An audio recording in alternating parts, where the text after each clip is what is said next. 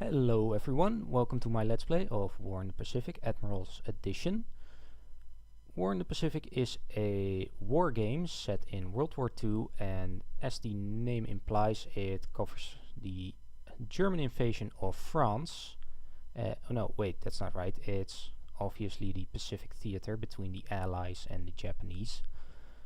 This is a ridiculously complex game, and I believe the manual for this game is around 300 pages, and literally every page has some useful information about mechanics of this game. So let's dive into it and select a scenario. As you can see, there are several scenarios you can choose. You can choose the full campaign, which starts with the bombing of Pearl Harbor and goes all the way to the 31st of March 1946. If you want to check that out, look for a guy on YouTube called HarPlonked. Hope I'm pronouncing that right. He's doing a grand campaign. Be prepared though. His initial setup video is 9 hours long just to do his first turn. Each turn is 1 day, so this entire campaign is like over 1500 turns. So 9 hours just to do his first turn, and then after that it's around 30 minutes to 60 minutes for each turn. So if you want to check that out, be prepared. So I'm not going to do the full campaign, I'm just going to do the Battle of the Coral Sea, which is a nice short campaign, 15 turns only. So short description: the Battle of the Coral Sea, history's first purely carrier versus carrier naval engagement in which the principal warships involved did not come into visual contact, and the outcome decided purely by aircraft alone. Supported by carriers, the Japanese initiate Operation MO, the occupation of the Australian bases at Port Moresby and Tulagi, and the seizure of control over the Coral Sea achieved through subsequent raids on shipping and bases along the northeastern coast of Australia. Allied intelligence has developed a relatively thorough picture of the Japanese intentions and dispositions. As a result, the United States Navy has committed a sizable carrier force of its own to foil the Japanese thrust. So let's get into it.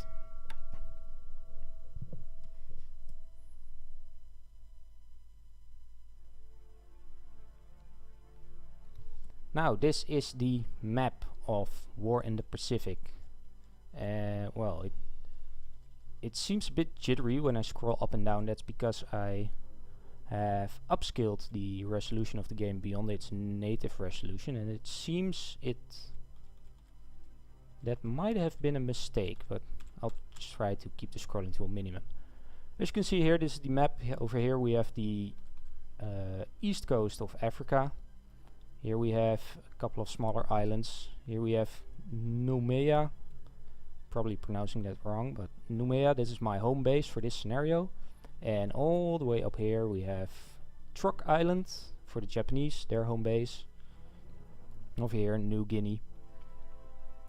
And over here we have Port Moresby, which is the main objective for this campaign.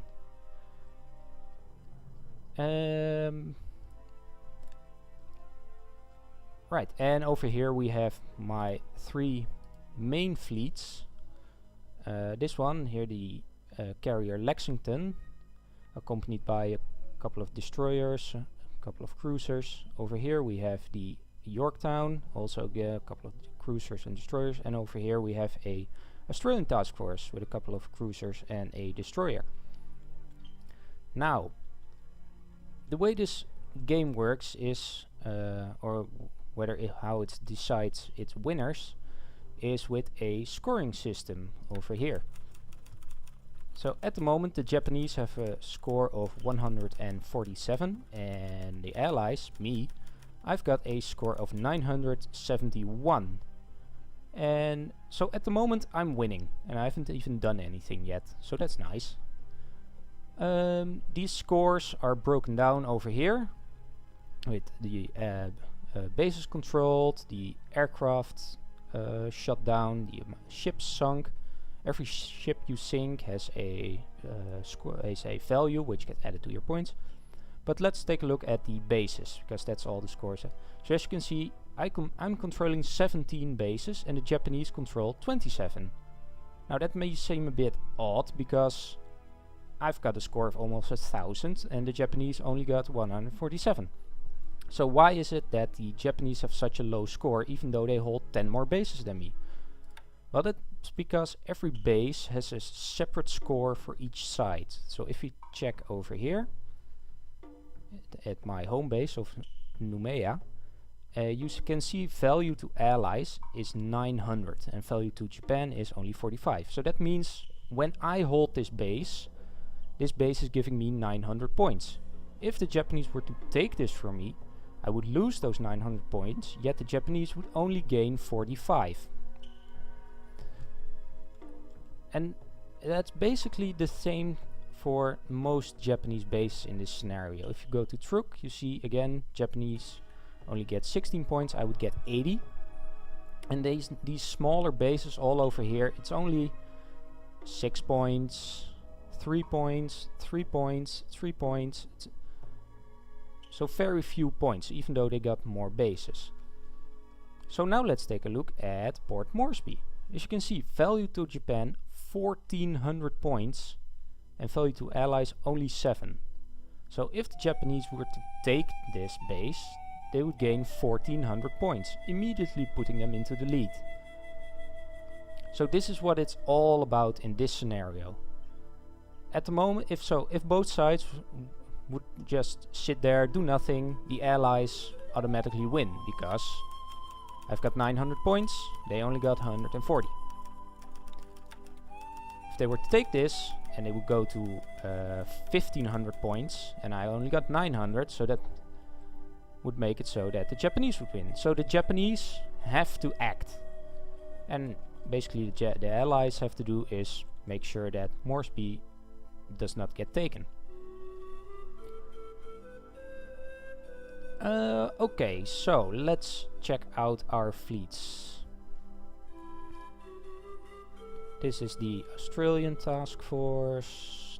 This is the fleet with the Lexington. So I can click on this, have a breakdown of the Lexington, the New Orleans, the Minneapolis, the Phelps, the Dewey, the Alwyn, Islewin.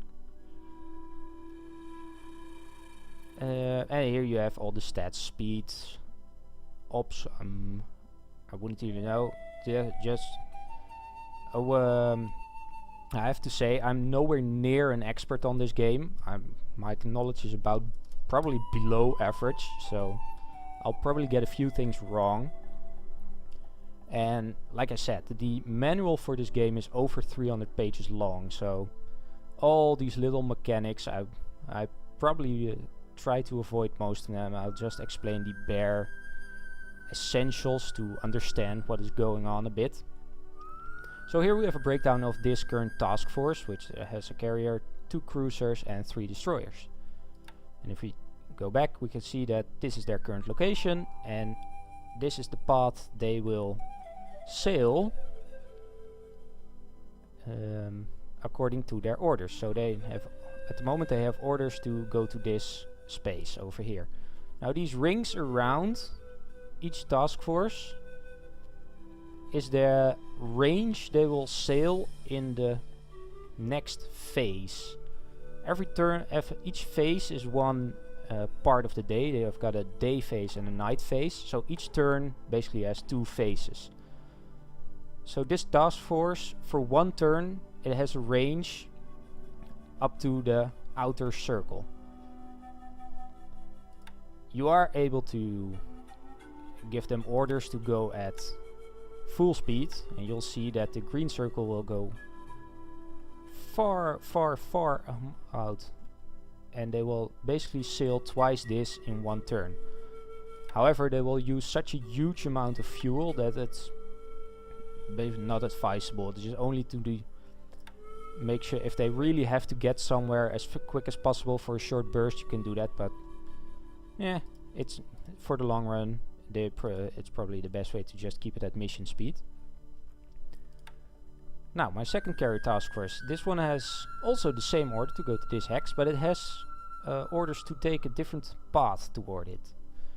Now, I'm not going to do that. I'm just gonna let's see where did whoops, nope.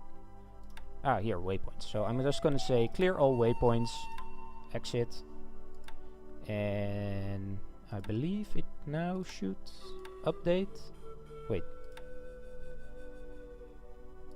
do it wrong? Yeah, it seems like I did it wrong. You know what? I'll do this differently. I'll just make sure I'll remove your destination, meet task force, and I'll make sure he'll meet up with the other task force. I'll set him to merge. Now these two fleets will merge at their current destination. Oh, this one will even intercept this one and merge with it one square before it reaches their destination. Now, I'm not an expert, so it's probably not advisable to do it like this, because you're basically presenting one huge target for the enemy. But, well, we'll just see how it goes. And this same thing, it will sail up to there. You know what? I'll do the same with this one. I'll remove its destination, say meet up with task force, and merge, exit. So we're basically creating one giant fleet, one huge target, so that the Japanese can easily bomb us to the bottom of the sea. But we'll see. Let's see what happens. Now over here we have a couple of submarines in position here. These little icons, these are submarines.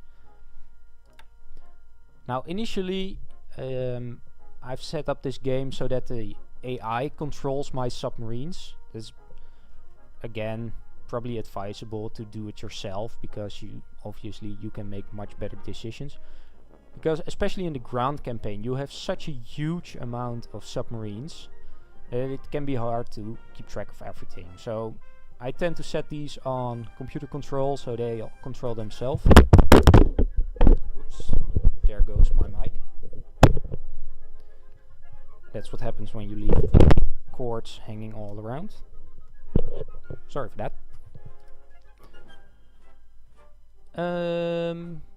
Right, so these subs, I will remove them from computer control for this scenario, because this time I want to control them myself.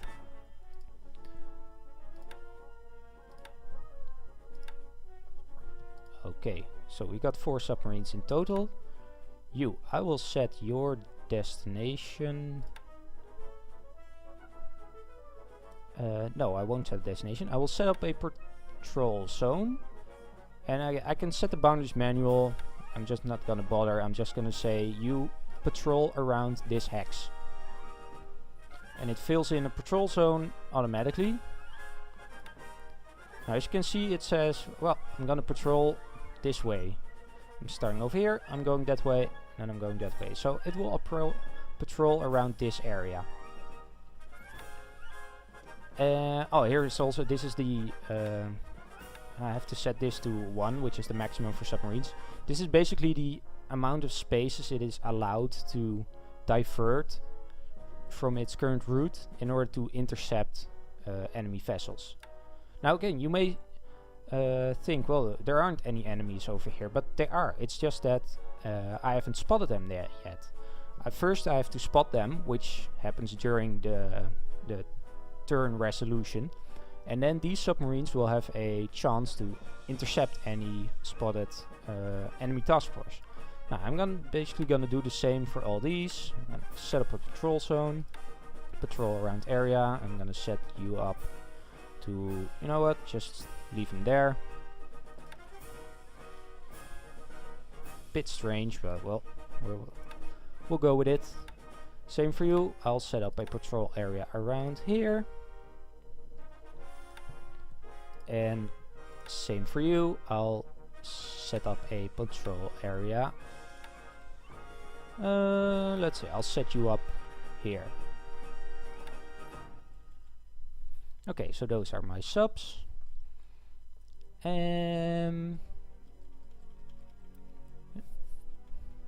Let's see. Oh, I got another sub around here, which apparently is going north. Well, okay. You know what, I'll... Oh, wait, I have to clear this nation, okay. I'll make sure you patrol around Port Moresby. Okay, fine, well, we'll just go with that. Okay, so those are the orders for my ships. Now, also an important factor in the Pacific theater, obviously, were the airplanes. So, as my carriers have a couple of air, so if I click the name of Lexington, over here it shows all the airplanes available for the Lexington.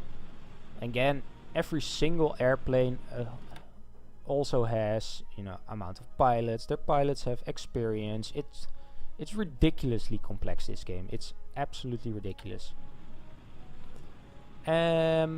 So these are the airplanes available. So what I'm going to do now, I'm going to set up a fighter screen around my fleet, which is determined over here with the CAP, Carrier Aircraft Patrol, Aerial Patrol, something like that.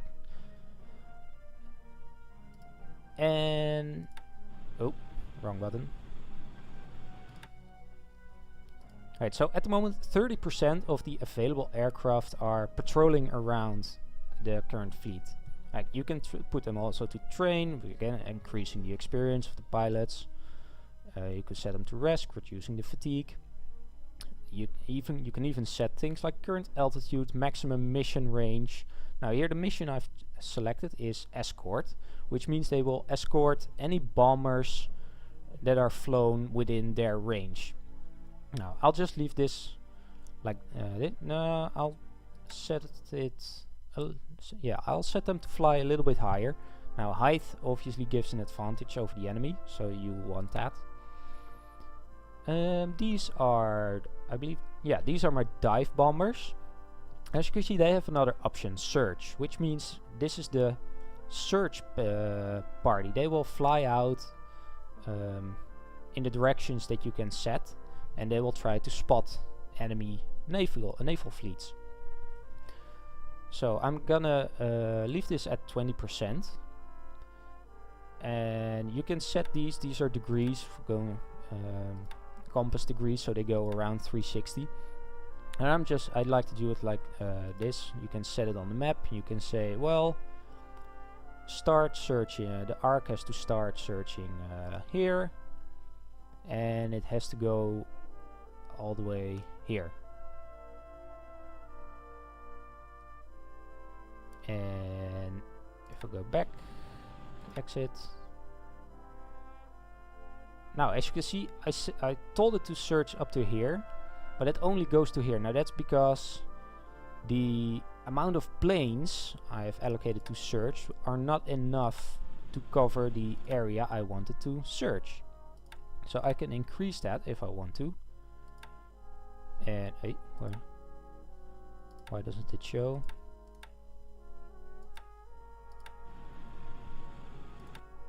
So I've increased it to 40%. And oh, right here, show arcs. Now as you can see, it has increased. It's two colors. This is the first phase, this is the second phase, day and night. So these planes will try to search for enemy fleets in this area. Generally you want to do that you know, when you don't know where the enemy is coming from, you might want to do like a 360 search and lower the range a little bit. But because I know the enemy is coming from here, from Rabaul to Port Moresby, and that's not because I'm cheating and I've played this scenario before, but that's legitimately what the Allied intelligence had figured out during the war. So let's see. So those are my search parties, and second, now because of that, I don't need to have you on search. And then my torpedo bombers. Yeah, that's probably alright. Like that. And the Yorktown. Now, for this one, same thing. I'm gonna increase those in my current altitude.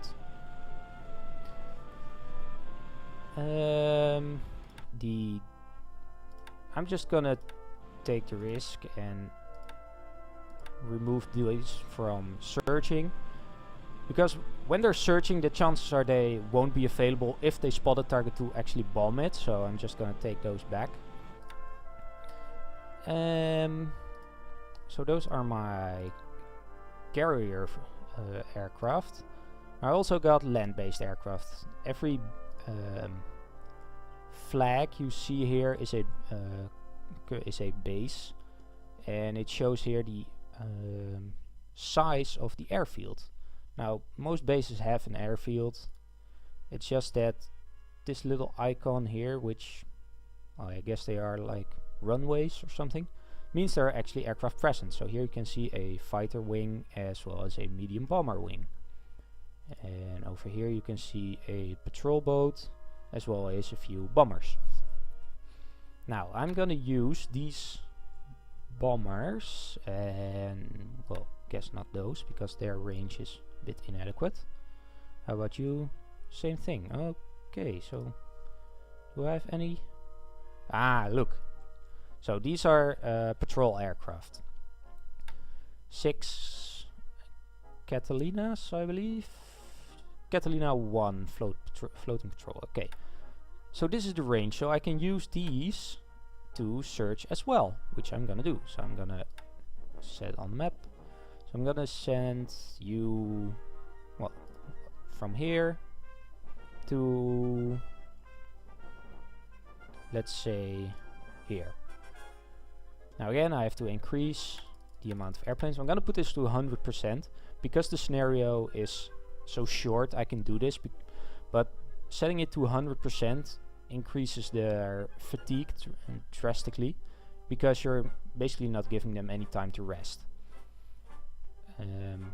Because this scenario is so short, it should be okay. But for longer campaigns, you generally don't want to do this, because increased fatigue lowers their combat effectiveness as well as their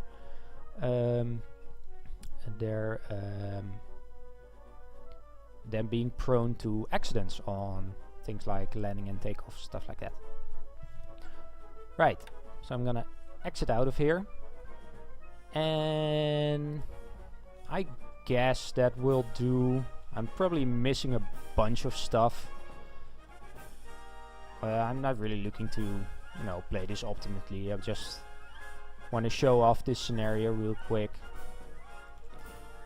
Oh wait, we have another submarine over here, so I'll quickly set that up. Set patrol zone, and you patrol around the place where you already are. Perfect, that's fine. So I guess that's it. So it took me quite a while. Let's see, right, so 20 minutes in already. And this is basically my first thing. So as you can see, just this tiny scenario took me like, well, probably 20 minutes just to set up the first turn. So that probably gives you an indication if you were to play on the entire map, you can understand why it would take 9 hours just to set up the first turn. So let's go to the next turn. So now the game will just simulate all the orders. It will... Nope, it won't. This is just a thing that occasionally happens. You press end order phase somewhere, it doesn't register properly. So now it will process through all kinds of phases. I believe it will go through weather calculation, it will go through espionage, intel, coast guards, all kinds of things. Mine laying, I believe, even is a thing. And oh wow, we already have one of our submarines attacking a, I don't know, is that a cruiser? CM? I have no idea. These are NATO call signs, but you know, I have no idea what they all mean. DMS, I believe, is a sub hunter, could be. So over here we see the report. Now these reports are susceptible to, you know, what they call fog of war. So our submarine, the SS S47, believes it has hit the, is it a cruiser? Well, probably isn't, but I'll call it a cruiser. The cruiser Tsugaru with 2 torpedoes, and it's on fire and it took heavy damage. Right, so that's cool, but it might be wrong, it might be not, because they, well, it's based on what they can see, and this is actually susceptible to mistakes. So we proceed with the turn.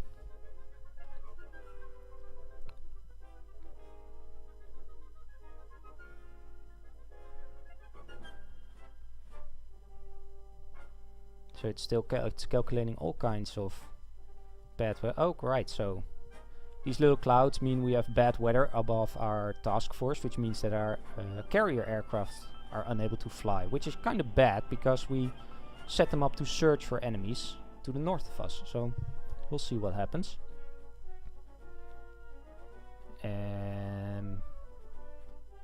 I'll just let this run like this for the first time. You can basically skip through all of this with by pushing escape. But you know, just for this first turn, I'll just let it run like this. Or for the first phase, I should say. You see all these tiny things the game is simulating right now.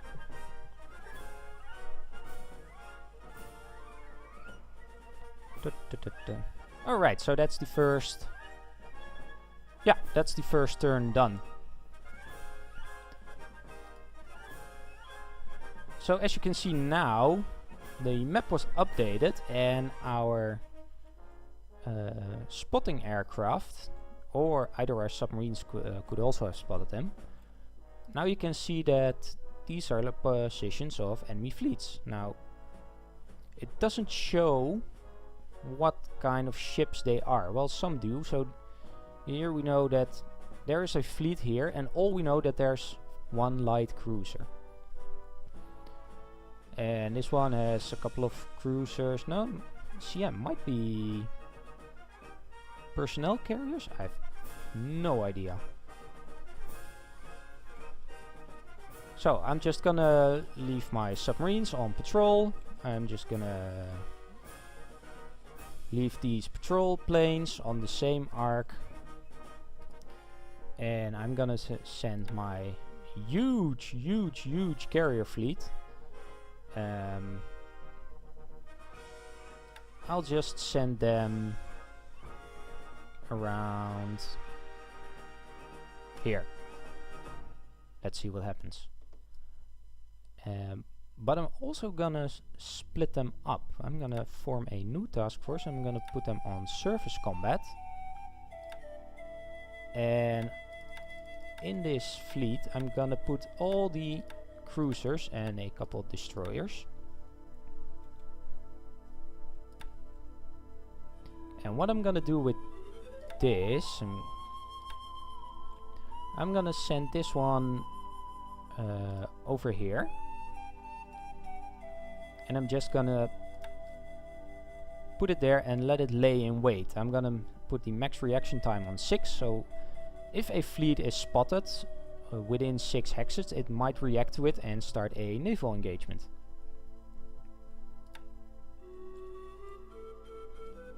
Well, and I guess that's yeah, well, that's basically it for this turn then. I'll just press next and let's see what happens. And I'm just gonna skip through this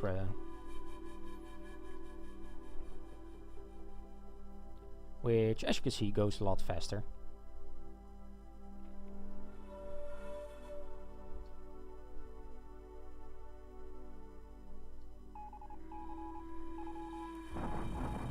Okay, so the Japanese started bombing Pearl Harbor, Port Moresby, from Rabaul as well as from this area over here. You can see the red lines. And over here you see they've got a bunch of zeros and a bunch of nels. And over here you can see in the screen what is happening at the moment. So a bunch of runway hit, supply dump hit, runway hit. Little neat animation, but it gets a bit boring when you've seen it a couple of times. So I'll just skip through this, and again the report. So here we see 23 zeros took part, 17 nels, no allied aircraft, and the losses. So they damaged two of my airplanes and they destroyed one of them. Well,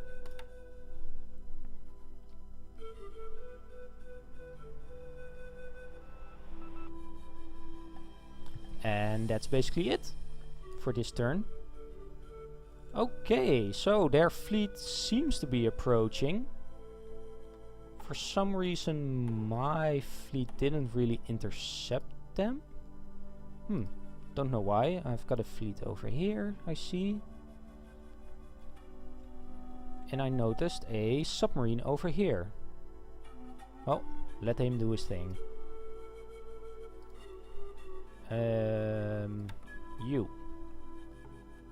You can return to port. You can return to port as well.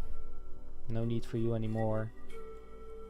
Right, so now that my carrier fleet is basically in between those two, I've got a few options. I can go for this fleet over here, which I don't know what ships are in them.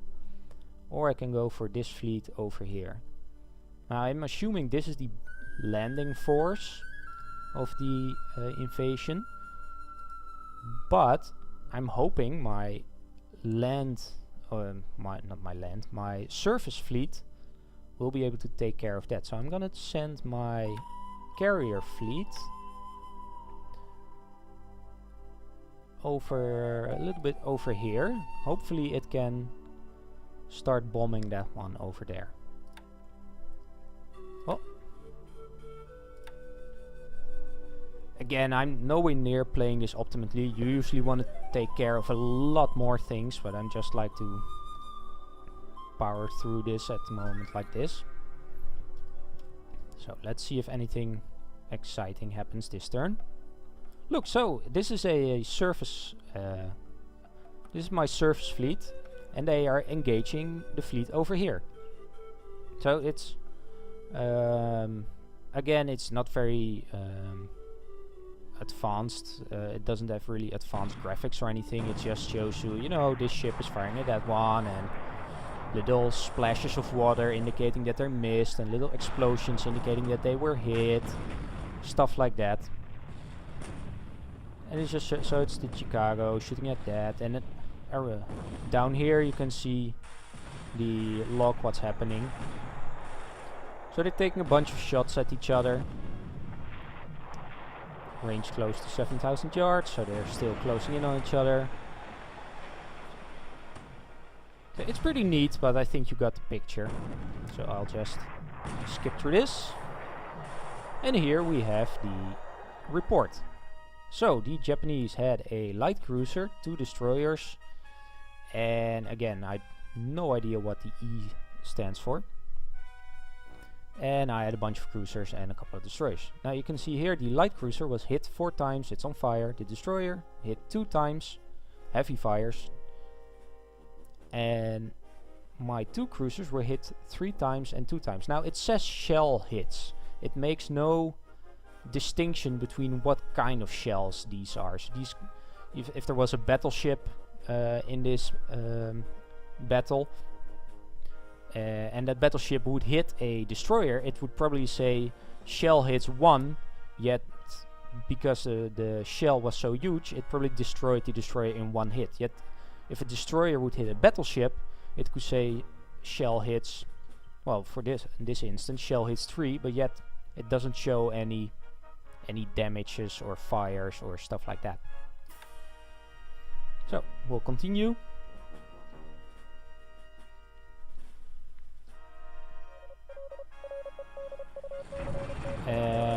Okay, so I think, yeah, this is a Japanese attack on my carrier fleet, I guess. For some reason, only 2 of my Wildcats are in the air, so that's not really good. So they probably avoided my, either avoided my radar or they avoided my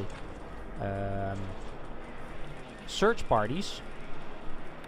But I've got a feeling a lot of bad stuff is going to happen. Right, so they're making a bunch of attacks on the cruisers. Yeah, the bombs are hitting the Yorktown. This might have been a little bit of a mistake. So they're all diving.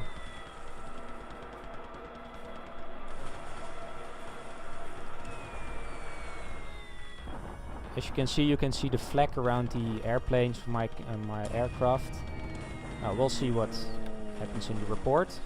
Oh, it already said that one of my destroyers was sunk. That's nice. Right, so here we have a 0, 1 to 0 destroyed, 3 Kates damaged, 2 fell destroyed, 1 damaged. Let's see. Oh my god. Yorktown. 2 bomb hits, 3 torpedo hits, heavy fires, heavy damage. Lexington, bomb hits 1. 1 torpedo hit on the destroyer Alwyn and sunk. 1 bomb hit on the destroyer Perkins and it's on fire. So that's nice. But at least we get to retaliate. So this is just the air-to-air combat. As you can see, the Wildcats are escorting my bombers. They are all in front. And they're trying to fight off the Zeros. I'll skip through that. Right, so now our bombers are attacking them. Again, it's the same thing you just saw. It's the picture above shows my aircraft. The picture below shows the Japanese ships. So let's see what the report says. So 1-0 destroyed, 1 Wildcat destroyed, 3 Dauntlesses were damaged, 1 Devastator damaged and 1 Devastator destroyed. So,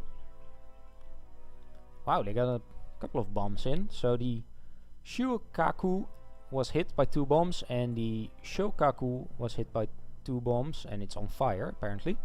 And the cruiser Miyoko was hit by a torpedo and the cruiser Haguro was hit by 3 bombs and the destroyer Shiratsuyu, probably butchering all those pronunciations, but was hit by 1 bomb and is also on fire. And I believe that the next phase will be the night. Ah, right. It does have a next phase. Right, so here apparently the 0 destroyed all our escort fighters, so now it's just gonna pick off our bombers, which is pretty lame.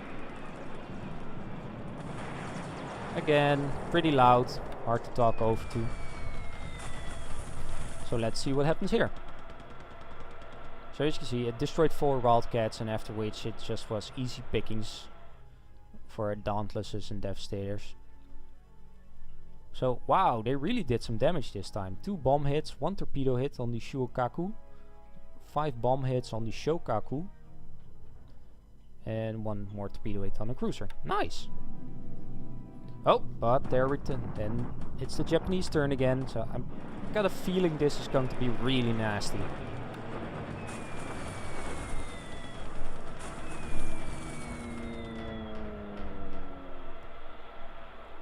Let's see. Yep, Lexington took 3 bomb hits, heavy fires. Okay. And as you can see here, it's diverting all my planes because apparently the aircraft carrier is damaged to such an extent it can no longer service those aircraft. So it's diverting the aircraft to land bases. So let's complete this turn. And yep, come on. Okay, so let's look up our damage. Oh wow, they managed to sneak through. You go through the coast of Port Moresby. Sink them. Okay, let's see. Well, they didn't manage to sink our carriers. You can see the Lexington is still here. It's seriously damaged. These are percentages, so 42% of, and well, holy crap, 91% of the ship is on fire, so it's nice and warm on there. And let's see here. Ah, the Yorktown. Now, it's 94% flooded. I'm guessing it's gonna sink next turn because flooding has a chance to increase every turn. And once it gets to 100%, then the ship sinks. Now, if the ship sinks, the Japanese get 349 points. Because it's an aircraft carrier, so it's worth a lot of points. And where is it going? Yeah, it has to go all the way here. Yeah, there's no way that's gonna survive. So in the Lexington, I'm just gonna send you... You know what? Just to be safe. Yeah, it's also going back. But this time I'm gonna stay full speed. Because I want them to get them out of there. So first phase is gonna travel like this, and then the second phase is gonna travel to around something like here. Now the Yorktown is pretty much doomed. As you can see, it's on escort duty, so that means that the destroyer Whipple is towing the Yorktown at the moment. And that means it can only move 1 hex each phase. So it's gonna take ages to get there, and by that time, unless I've sunk both Japanese aircraft, which could be a possibility, I have no idea, because my aircraft didn't spot the aircraft carrier sinking, so there's no clue for me to know. And I think, yeah, I'll just leave it like that, and guess I'll just go to the next turn.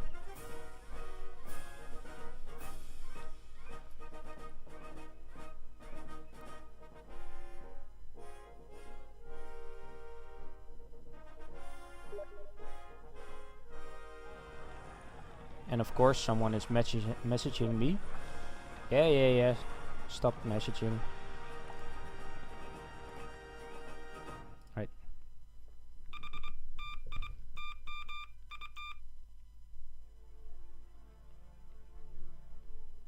Probably everyone watching this check the bottom right corner of their screen. I know I always did when another Let's Player got a Steam message. It always sounds like you got one.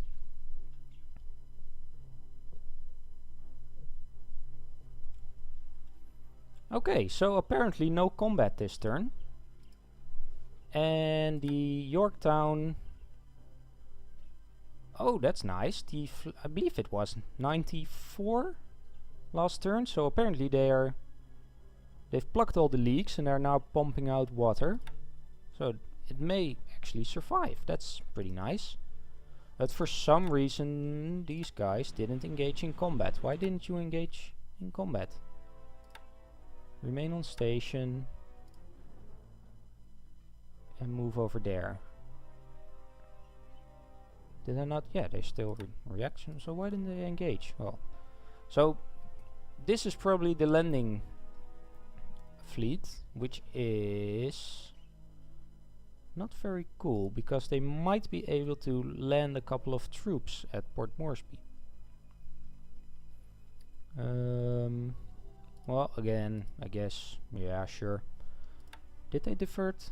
Oh, hey, hang on. Where's the carrier? You can see your own ships. Yeah, so the Lexington did sink. So for some reason the Lexington sunk, which was still sailing under its own power, yet apparently it was sinking. And oh, I did manage to sink the Shuikaku for 300 points. So Let's go back and see. So at the moment I'm at 1462 points and Japanese are at 676. Now still, if they manage to capture it and this and get a huge boost of 1400, we will still lose this scenario. So basically the Battle of the Coral Sea happened over here, and well, this scenario probably has been somewhat decided already, because the both carrier fleets engaged each other's. The forces, yep, so over here they are bombing the coastline in preparation of the amphibious landings. You can see the ships, well, they were hit by our coastal guns. 86 casualties. So, and now they're unloading troops. Now I have a small defense force here, so I might still be able to hold this, but we'll see what happens.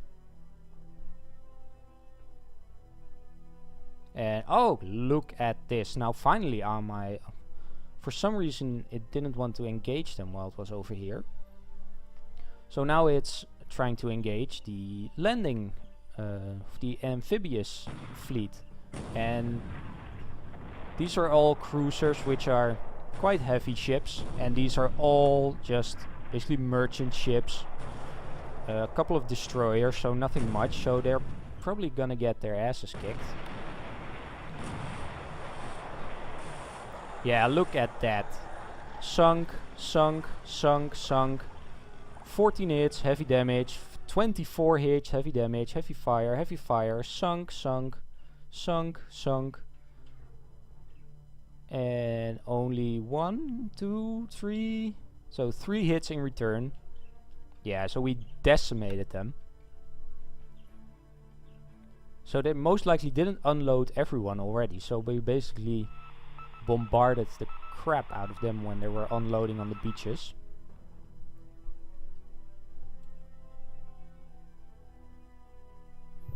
Come on. Oh, yep. Probably the only last straggler which gets destroyed. Yeah, it's hit 7 times, sunk.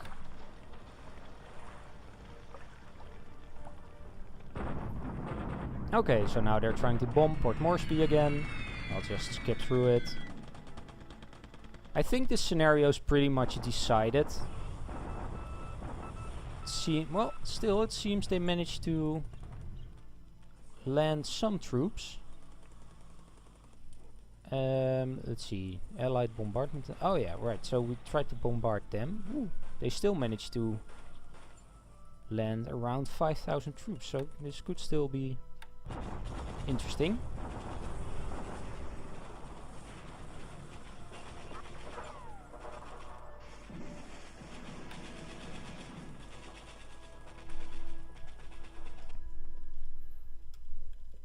Okay, so these fleets, I'm just gonna disband you. Disbanding them basically puts them into the ship pool at the current port. So they're not gone, they're just over here, which are all the ships available in this port. They're just not part of any current task force. And still the Yorktown is making, yep, it's definitely, it's losing, it's going down, the flooding.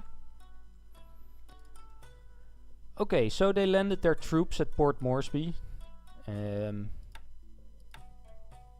These, no, those are my troops, the defending forces. So there are apparently 6,320 troops, or the Japanese, versus, let's see, right, so 700, which is 1,700, and well, these are basically support troops, so these are usually not very efficient in combat. Right, so now the carrier fleets are done, or the carrier combat is done. They managed to land their troops over here, and this is, yeah, not really much is going to happen in this scenario, so I'll probably just off camera this a bit forward until either I or the Japanese are a clear victor, because I guess this scenario's probably been decided. I don't know enough about the game to really influence this land combat over here, so that's basically just what's gonna happen for the, well, what's it gonna be, like 7 turns. So that's not gonna be very exciting, so I'll just off camera that, and I'll be back when the battle has been decided. So see you soon. Okay, welcome back. I don't know why it said see you soon, because obviously for you this is going to be just a couple of seconds. Anyway, so I've skipped through all these turns. Really not much happened. One of my submarines did catch a cruiser actually, so that was kind of neat. A few extra points for me. But as you can see, I am still holding Port Moresby, which means I've denied Japan those 1400 points, which means that I still, so right now I had 1800 points, Japanese 688, so that means I won. Unfortunately, I clicked through the victory screen, which is a shame, but I don't know if there's a way to get it back. And during this phase, all the fog of war basically gets lifted, so I can now check the ships sunk overview, and now this tells me all the ships that have been sunk in this scenario. So, oh wow, so as you can see, I did sink both Japanese carriers, so I only knew about one. I believe it was the Shukaku, which it showed, but now it also tells me that I also sunk the Shokaku, and in return they managed to sink the Lexington. And over here you can see the points that were awarded for sinking them. Now these were all the troop transports. I think I sunk them when they were on their way back, so that's a bit of a shame, so I wasn't able to sink them with all the troops loaded. But hey, looks like I've won. And I guess that will be the end of this episode. Now, this was my first Let's Play ever. I had a lot of fun doing it. Please let me know what you think of it. Please let me know if you think, hey, you should do this or you should that, or, you know, stuff like, oh, it was crap, you should probably kill yourself, you know, how the internet works. And my next episode, I will play the same scenario, but I will play as the Japanese. And I'll try to, well, basically do what the AI was unable to, and that's take Port Moresby. So I hope you enjoyed it. I certainly did, and hopefully see you in the next episode. Bye.